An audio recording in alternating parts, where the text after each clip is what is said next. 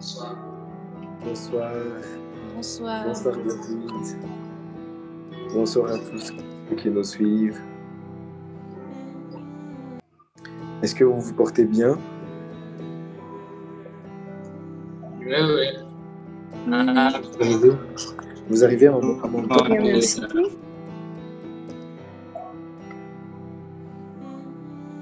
Est-ce que vous parvenez à m'entendre? Très bien. Gloire soit rendue à Dieu, que Dieu nous bénisse abondamment. J'avais l'impression que sur Instagram, on n'arrivait pas à bien m'entendre, ni à bien me voir. Et c'était comme ça aussi que moi aussi, je n'arrivais pas à bien vous entendre. Ça ne me dérange pas que ça se passe par ici. Quelqu'un est fâché que ça se passe par ici?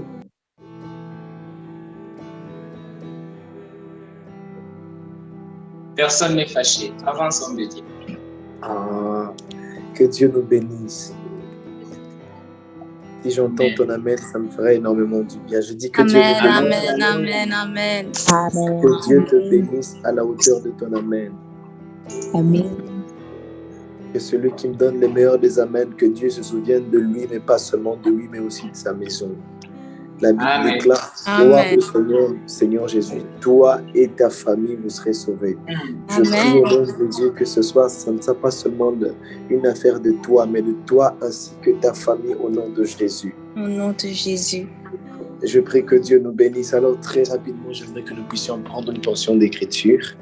Alors que nous prenons la portion d'écriture qui est dans le livre de Job, chapitre 2, chapitre 3, pardon. Je m'en vais dire merci à l'homme de Dieu, David Vibi, pour la grâce qu'il nous fait de partager de la part de Dieu. Mais aussi, nous disons merci aussi à Eva Crew, une plateforme qui nous a beaucoup bénis et qui continue à nous bénir. Je prie que Dieu vous bénisse et que Dieu se souvienne de vous. Alléluia. Amen. Alors, très rapidement, je vais prendre la portion d'écriture avant que nous puissions à nouveau couler dans l'adoration et la louange. Et je crois que Dieu va nous faire du bien. Rapidement, je prends la Bible dans le livre de Job, chapitre 3, à partir du verset 1er. Je m'en vais lire. La Bible déclare après cela, Job ouvrit la bouche et maudit le jour de sa naissance. Il prit la parole et dit, périsse le jour où je suis né, et la nuit qui dit, un enfant mâle est conçu. Ce jour qu'il se change en ténèbres, que Dieu n'en ait point souci dans le ciel, et que la lumière ne rayonne plus sur lui, que l'obscurité et l'ombre de la mort s'en emparent, que la nuée établisse leur demeure au-dessus de lui, et que les noirs phénomènes l'épouvantent. On va sauter. On va lire le verset 7. La Bible déclare que cette nuit devienne stérile, que l'allégresse en soit bannie. Je vais prendre une autre portion d'écriture dans le livre de Marc chapitre 4. Marc chapitre 4.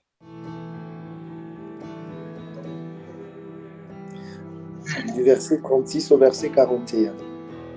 La Bible déclare, après avoir envoyé la foule, ils l'emmenèrent dans la barque où il se trouvait. Il y avait aussi d'autres barques avec lui. Il s'éleva un grand tourbillon et les flots se jetaient dans la barque au point qu'elle se remplissait déjà. Il dormait à la poupe sur le coussin. Ils se réveillèrent et lui dirent, Maître, ne t'inquiètes-tu pas que nous périssons? S'étant réveillé, il menaça le vent et dit à la mer, silence, tais-toi. Le vent cessa, il y eut un grand calme. Alléluia. Alors, comme vous avez pu le constater sur l'affiche, le thème qui nous a été donné ce soir, c'est le silence de Dieu. Le silence des dieux. C'est assez atypique, c'est assez particulier de voir que nous parlons du silence des dieux, alors que nous sommes dans un temps auquel Dieu a dit dans sa parole dans Joël chapitre 2, le verset 28, « Dans les derniers jours, dit le Seigneur, je répandrai de mon esprit sur toute chair, vos fils et vos filles prophétiseront. » En d'autres termes, il dit, dans les derniers temps, nous sommes dans un temps où nous sommes appelés à communément écouter la voix de Dieu au travers de son esprit et au travers de ses fils. C'est assez paradoxal, David, que dans un temps aussi prophétique, dans un temps où nous sommes appelés à écouter la voix de Dieu un peu partout, qu'on puisse parler du silence de Dieu. Mais je vais parler ce soir du silence de Dieu et je crois que Dieu a quelque chose de particulier à dire à quelqu'un ce soir. Amen. Alors, bien aimé dans le Seigneur, vous allez vous rendre compte d'une chose, c'est que le silence, bien qu'il n'ait pas des mots, mais le silence est un langage. Vous savez, Dieu a fait à ce que les hommes puissent communier les uns les autres par la parole, par les gestes. Mais aussi, j'aimerais ajouter que le silence aussi est un langage. Le silence aussi est un moyen de communiquer un message. Et de manière particulière, nous ne parlons pas du silence des hommes, mais du silence de Dieu. Vous allez vous rendre compte que lorsqu'on parle du silence, le silence est vu dans un angle aussi comme un signe d'approbation. Il se peut que David, quand il était plus jeune, il demande à maman, il dit « Maman, écoute, je vais prendre de l'argent dans ton sac. » Maman ne dit oui, ni non. Et David considère que maman a approuvé qu'il pouvait prendre. Le silence est aussi un signe du refus dans un autre contexte. Vous allez vous rendre compte que lorsqu'on a un visiteur à la maison, on demande à maman, est-ce que je peux prendre le sucre? Maman nous regarde, simplement elle ne parle pas. C'est aussi un signe de refus. Et ça va aussi dans les deux sens. Avec Dieu, très souvent, non, ça ne va pas dans les deux. Avec les hommes, ça va dans les deux sens. Mais avec Dieu, le silence apparaît comme un langage pour exprimer deux choses que nous allons exploiter ce soir.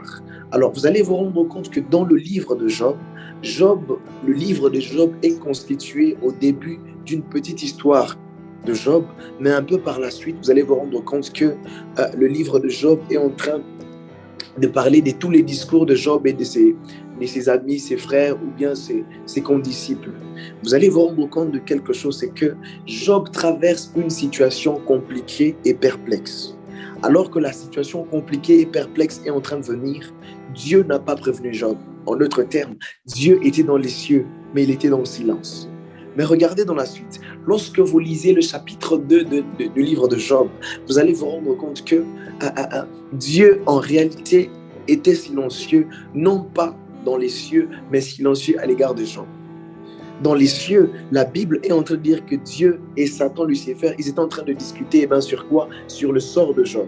Dieu est en train de dire à Lucifer, n'as-tu pas vu mon serviteur Job et son intégrité? Dieu est silencieux à l'égard de Job.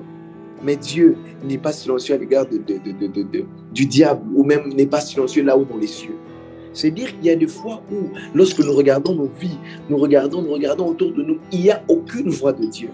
Mais cela ne veut pas dire que le silence de Dieu laisse entrevoir son inexistence. Le silence de Dieu ne laisse pas entrevoir son absence. Le silence de Dieu ne laisse pas entrevoir son incapacité. Le silence de Dieu ne laisse pas entrevoir qu'il est limité. Le silence de Dieu ne laisse pas entrevoir qu'il ne sait plus rien faire. Le silence de Dieu ne laisse pas entrevoir que Dieu nous a abandonnés. Le silence de Dieu ne laisse pas entrevoir que Dieu est très, très, très, très loin et il ne voit pas ce qu'on fait autour de nous. Le silence de Dieu ne veut pas dire que Dieu est épuisé à faire des exploits et il est en train de se reposer. Et même la Bible déclare qu'il est celui qui ne sommeille ni ne dort. Mais pourquoi Dieu est resté calme dans cette période à laquelle on est en train de décider du sort de Job et Job est en train de vivre un malheur? Bien-aimé, écoutez ceci. Quelquefois, le silence de Dieu, le fait que Dieu soit silencieux là-haut dans son trône, et parfois le langage dans lequel Dieu, et parfois le langage que Dieu est en train de nous donner alors que nous traversons une étape difficile. En fait, le silence de Dieu se révèle aussi dans les temps des épreuves. Vous allez vous rendre compte que Job est dans une épreuve selon laquelle sa foi est remise en question. Au point où même sa femme, sa propre femme lui dit « Mais maudis simplement ton Dieu et continue ta vie. Si tu meurs, tu meurs. Si tu ne mourras pas, tu ne mourras pas. » Dans Job chapitre 2. Mais dans cette épreuve, Dieu est silencieux. En fait, le silence de Dieu intervient dans la vie de l'homme aussi lorsque l'homme est mis à l'épreuve. Vous allez vous rendre compte que Jésus dit à ses disciples « Allons sur l'autre bord ». Alors qu'il dit « Allons sur l'autre bord », lui-même est en train de dormir. J'ai du mal à concevoir à l'époque avec des pirogues et tout ça là, que quelqu'un dorme sous la poupe alors qu'il y a une tempête et il ne sent pas le bruit de la tempête, il dort profondément. En d'autres termes, le silence de Dieu laissait entrevoir que Dieu leur avait mis à l'épreuve.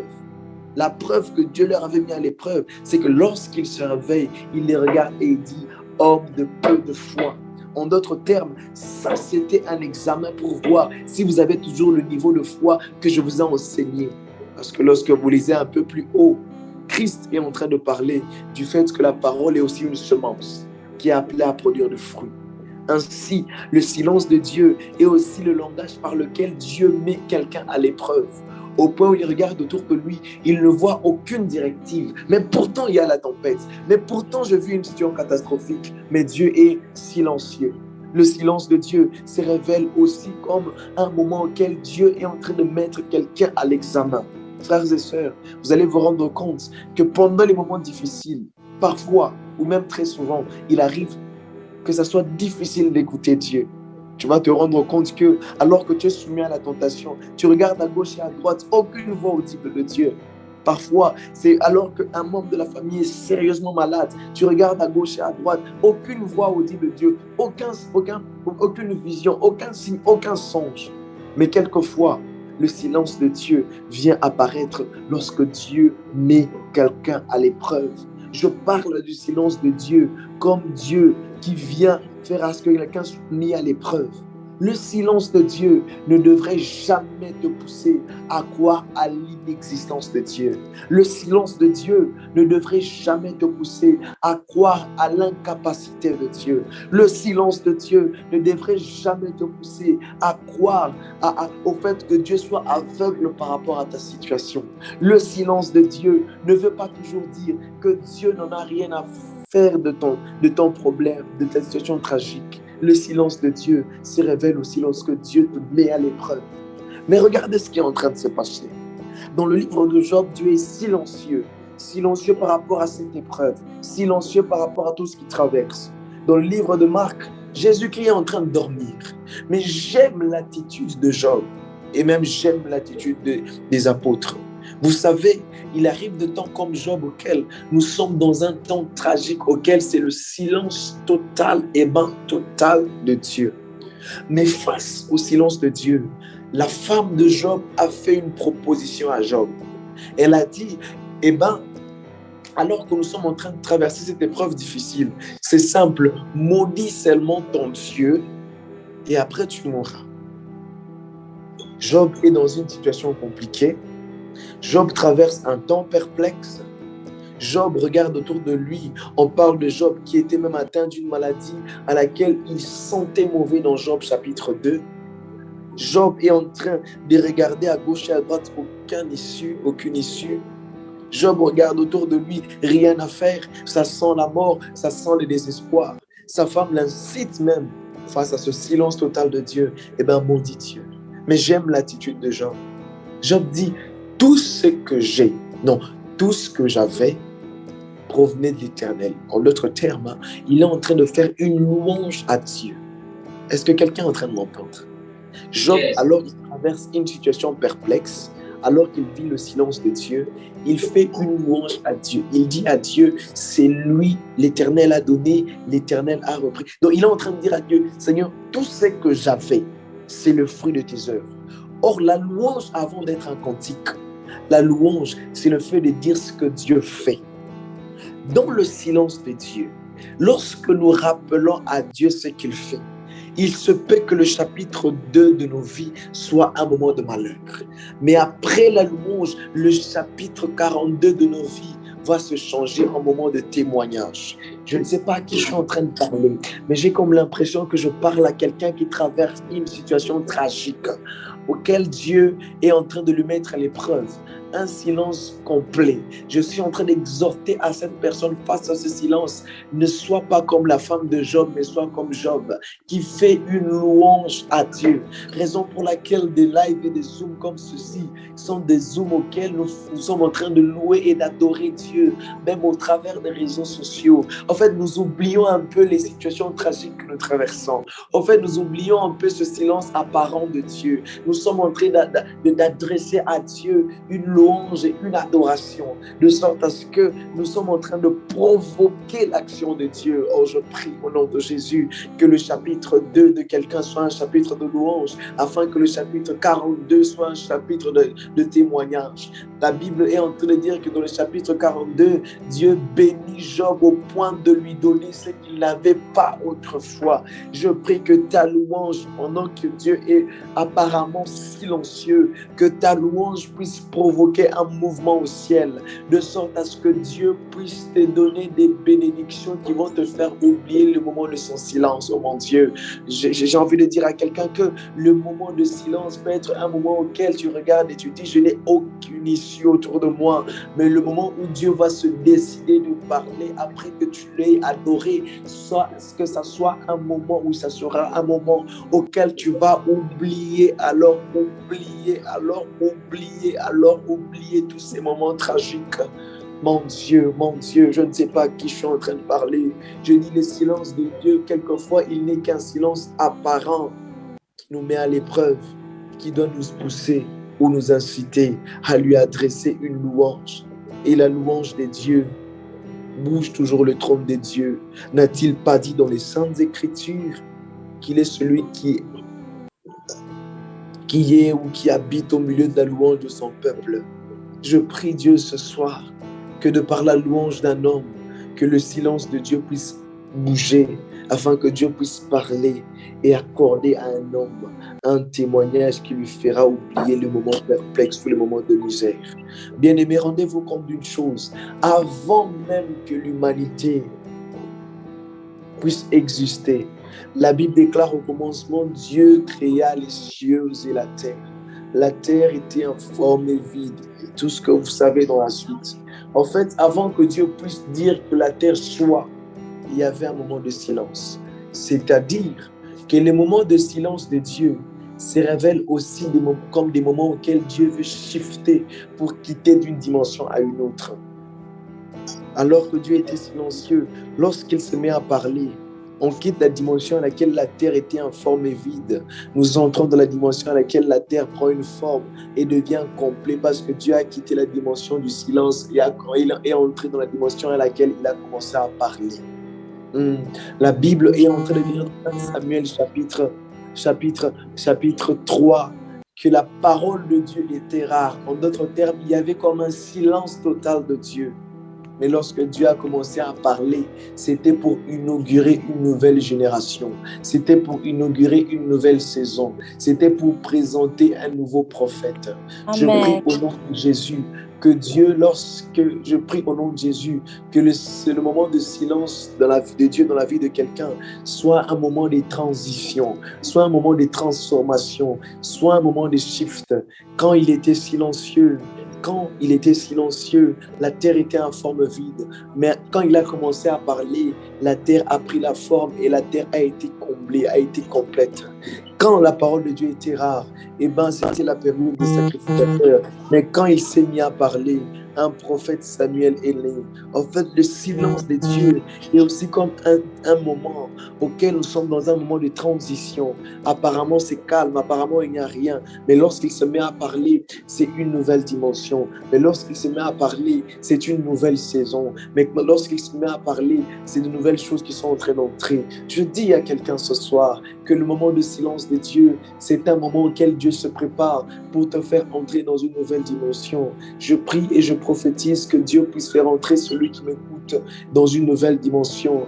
Que le moment de silence de Dieu ne soit pas pour quelqu'un un moment de désespoir, mais un moment de transition à laquelle Dieu le prépare pour une dimension nouvelle.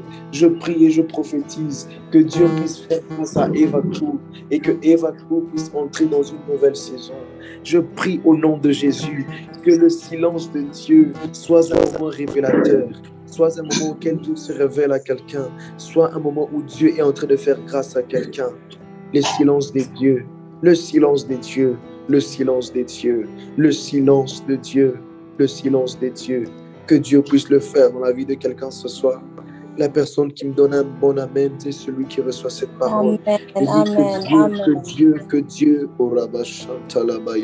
je dis que Dieu puisse le faire au nom de Jésus. Amen. Que Dieu puisse le faire au nom de Jésus. J'ai comme l'impression que le ciel commence à s'ouvrir. Je sens la gloire de Dieu. Il y a quelqu'un ici qui doit quitter la dimension du silence de Dieu. Il doit rompre le Dieu qui parle. Je prie au nom de Jésus que quelqu'un puisse prendre le moment de silence comme un moment